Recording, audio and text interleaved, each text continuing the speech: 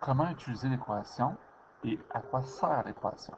Donc, l'équation permet de déterminer une valeur manquante dans une table de valeurs, entre autres. Il suffit de remplacer la valeur fournie, donc soit x, soit le y, à l'endroit approprié dans l'équation. Elle sert aussi à répondre à des questions concernant les relations en simplifiant et en structurant les données. À l'aide des équations déterminées précédemment, on détermine les valeurs manquantes. Donc, vous allez voir que les équations ont déjà été déterminées dans les questions précédentes. Donc, ma table de valeurs A ici, c'était y égale 8x. Donc, je retourne deux pages avant. Mon équation A, c'était y égale 8x. J'ai rajouté dans la table de valeurs un paramètre x qui vaut 15. Et on doit déterminer la valeur du y qui lui est associé. Donc, qu'est-ce que je fais? Je reprends mon équation, y égale 8x. Et dans mon équation, je vais remplacer le paramètre x par 15, qui est sa valeur de la table de valeurs. Donc, y vaut donc 8 fois 15, et je calcule 8 fois 15 qui me donne 120. Donc, si mon x vaut 15, mon y, à partir de l'équation y égale 8x, me donnera 120. Si je regarde mon exemple B, eh bien, mon équation était y égale 3x plus 7. On voit bien ici que j'avais une valeur initiale de 7, puis un taux de variation qui est de plus 3 pour plus 1. Mais on l'avait déjà trouvé précédemment. J'ai mis un paramètre x ici à la fin de ma table de valeurs qui vaut 30. Donc, quel serait le y qui irait avec un paramètre x qui vaut 30? Eh bien, y égale 3 fois 30 plus 7. 3 fois 30, 90, plus 7, 97. Donc, le y associé à mon x de 30, c'est 97. Prochaine équation. Ici, l'équation y égale 5x plus 4. On se rappellera que dans l'exemple deux pages précédemment, donc entre 9 et 14, j'ai un plus 5 pour une variation de plus 1 en x, donc taux de variation de 5, et j'avais extrapolé la valeur initiale ici qui était de 4, 0 en x pour 4, parce que j'avais fait un bond de, si c'était plus 1, plus 5, donc dans ce contraire, si c'est moins 1, je fais moins 5 pour un x, une valeur initiale qui vaut 4.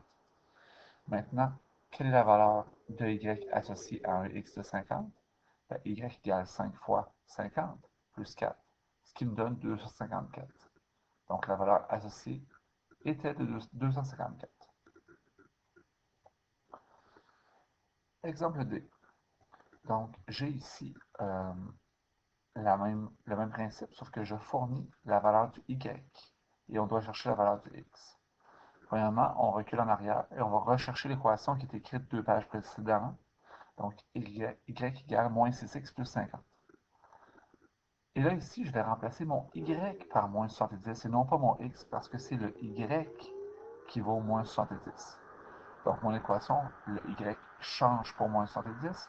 Ça devient moins 70 égale moins 6x plus 50. Et une équation comme celle-là, c'est une équation relativement simple à résoudre. Je fais les opérations inverses. Je fais moins 50 des deux côtés, ce qui me donne moins 120, et qui est égal à moins 6x. Et pour avoir la valeur de x, je vais diviser par moins 6 des deux côtés. Donc, mon x vaut 20. Donc, la valeur du x cherché était de 20.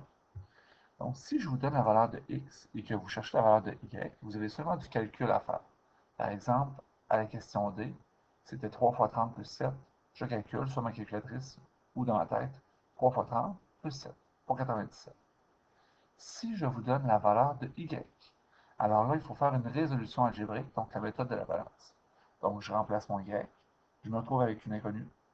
Au travers des autres nombres de l'autre côté, je dois donc l'isoler en faisant des opérations inverses. La situation E, donc mon équation était y égale 300 sur x. Je vous rappelle qu'une relation de proportionnalité inverse, son équation est de la forme k sur x. Si je cherche le y qui est associé à un x de 50, je remplace le x par 50 dans mon équation. Donc, c'est y égale 300 divisé par 50, ce qui me donne 6. Donc, la valeur de la variable dépendante, c'est 6. Et dernier exemple, l'exemple F, que je vais modifier un petit peu. Donc, je vais vous demander de barrer la valeur du 12 qui est ici en x, et on va faire comme si était fourni pour la valeur du y, un 12. Pourquoi? Parce que c'est un petit peu différent de la résolution. La réponse est la même, mais la résolution serait différente. Donc, mon équation serait y égale 12 600 sur x, telle que déterminée la page précédente, et je dois résoudre. Donc, je remplace mon y par 12, ce qui me fait une équation 12 égale 12 600 sur x. Comment est-ce que je fais pour résoudre ça? Comme mon x est au dénominateur, je travaille avec des fractions. Donc, je m'organise pour avoir des fractions de chaque côté. Mon 12, je le mets sur 1, ce qui me permet de faire un produit des extrêmes égal au produit des moyens. Donc, produit croisé, 12 fois x, qui me donne 12x, est égal à 1 fois 12 600, qui donne 12 600. Il me reste à diviser par 12 de chaque côté, et j'obtiens un x qui vaut 1050. Donc, on peut le placer à côté 1050. Si je vais à la page suivante, des questions relatives aux exemples des pages 35 à 40. Donc, quelle était l'équation du salaire de Julien selon le temps? L'équation était y égale 9x. Je vous ramène la table de valeur que l'on avait vue lors de l'exemple précédent. Donc, on avait un taux de variation de 9, car plus 9 plus 1 fait 9 sur 1, 9, et 270 sur 30, qui me donne aussi 9 sur 1, 9. Et on avait aussi une valeur initiale de 0. Donc, l'équation est y égale 9x plus 0, mais le plus 0, on n'a pas nécessairement à l'écrire. Une fois que j'ai déterminé ça, je suis capable de répondre aux questions. Combien d'argent Julien amassera-t-il pour 162 heures de travail? Donc, si je me réfère à ma table de valeur, on se rend compte que le x, c'est le temps, et que le salaire, c'est le y, c'est la variable dépendante. Donc, pour 162 heures de travail, les heures de travail, c'est le temps, c'est le x. Donc, dans mon équation, je change mon x pour 162. Donc, ça devient y égale 9 fois 162, ce qui me donne 1458 $. À l'inverse, si je vous dis dans combien de temps Julien aura-t-il amassé 1260, eh bien, le 1260, c'est son salaire. Donc, c'est mon y. Dans l'équation, je remplace le y par 1260 et je vais résoudre. Je vais diviser par 9 des deux côtés, ce qui me donnera x qui vaut 133,4 et ce sont des heures. À partir de l'exemple 2 de vos notes de cours, qui était la situation avec le taxi, je vous ramène la table de valeur, comme ça ici. Donc, c'était le prix d'un taxi selon la distance. Et on avait une valeur initiale de 5 et des taux de variation qui valaient 50 sous sur 1, puis 4 sur 8 donnait aussi 50 sous. On remarque que la distance, c'est mon x, et que mon prix, c'est mon y. Donc, mon équation 0,5x plus 5. Quelle est la distance? Pour quelle distance le taxi coûte-t-il 130 $? Donc, je donne le prix, je donne donc le y, et je cherche le x qui est la distance. Donc, dans mon équation, je remplace mon y par un 130 égale 0,5x plus 5, et je résous.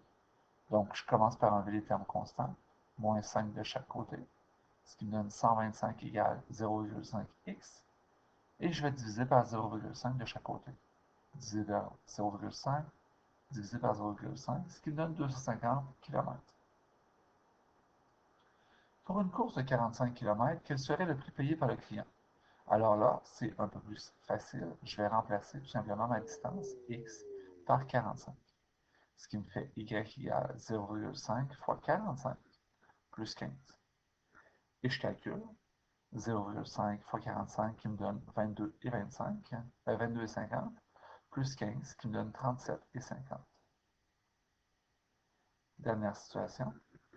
Quelle est l'équation représentant le temps nécessaire selon le nombre de pintes à l'exemple 5, qu'on avait déjà fait en table de valeur? Donc, on remarque que mon nombre de pintes, c'est ma variable indépendante, que mon temps, c'est ma variable dépendante, y, et que mon k, c'était 1 fois 36 pour 36, 2 fois 18, 36, 4 fois 9, 36, et etc.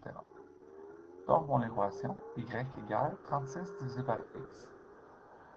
Quel sera le temps nécessaire si on engage 10 pintes?